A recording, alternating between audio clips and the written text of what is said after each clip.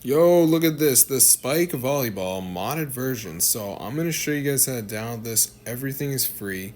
So let's get into the video. And yeah, this is a new mod I found. It's pretty updated and everything, but it's on hexmods.com.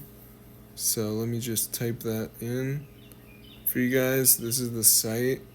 Alright, so on this site, we're just going to type in Spike, and you should see it.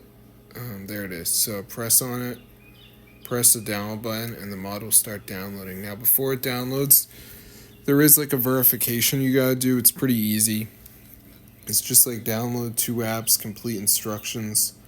They're 100% for free. They're from official app store. So let me just show you guys right here. As you can see, complete 2 free app surveys. So there's gonna be like 4 of these to choose from. They all have different like instructions. So you can see Family Island says reach level 10, but then we got Evertail. You just got to run it for 30 seconds. So pick what you like, press tap to install. It'll bring you to the App Store and you just download it. Now, I already did Family Island one, reach level 10, but if you don't like that one, like, I don't really care what you do. Just make sure you do 2 of them and make sure that you complete the instructions, because there are people that like download the apps and they don't do anything on it.